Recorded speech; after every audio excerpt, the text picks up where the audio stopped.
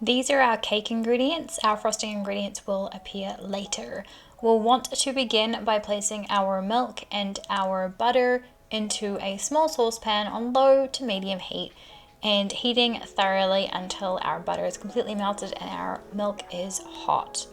We want to set that aside.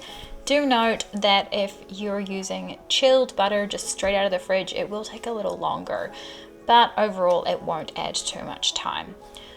Once we have done that, we'll want to place our 3 room temperature eggs, which are large here, into our bowl and add in our confectioner's or icing sugar. It might be called something different where you're from, and really mix that or beat those together until they're double in volume and super pale in appearance. This will take approximately 5 minutes of beating, but just stick with it and you'll really notice a difference in color. We'll want to then place in a separate bowl our flour, our sifted cocoa powder. You don't have to double sift it because you will have to do that again, but I just know that cocoa powder tends to be quite lumpy, and our baking powder, and we'll want to stir those together before we then sieve into our fluffy egg mixture. We'll want to also add in our salt, our warm milk butter mixture, which should have cooled enough to not like curdle our eggs, and also our vanilla extract. And then we'll just really want to stir the mixture together quite slowly, like we're folding. And you will notice that the mixture, because that cocoa powder isn't bloomed in this cake recipe, this is the smoothest I could get it. But don't stress too much if there are still a few lumps and bumps. It will still result in a great cake. We'll want to put that into our cake tin and spread out.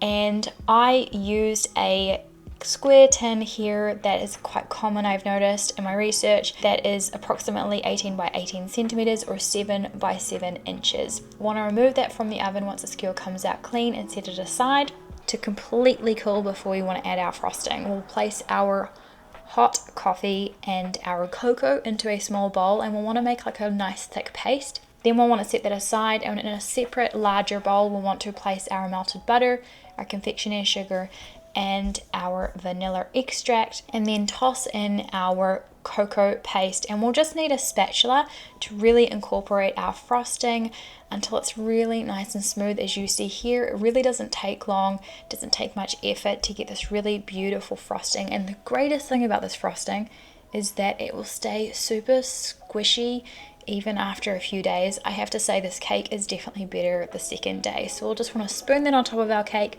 and just completely smear to all the edges, and then we will want to top with the desiccated coconut. If you don't love coconut, I'm gonna say it's not essential, even though all the recipes, the traditional like Swedish recipes for this cake do include it, but you just make this your own. It's not a huge amount, it just adds this like nice little depth of flavor. But there we have it, you're ready to then slice and serve.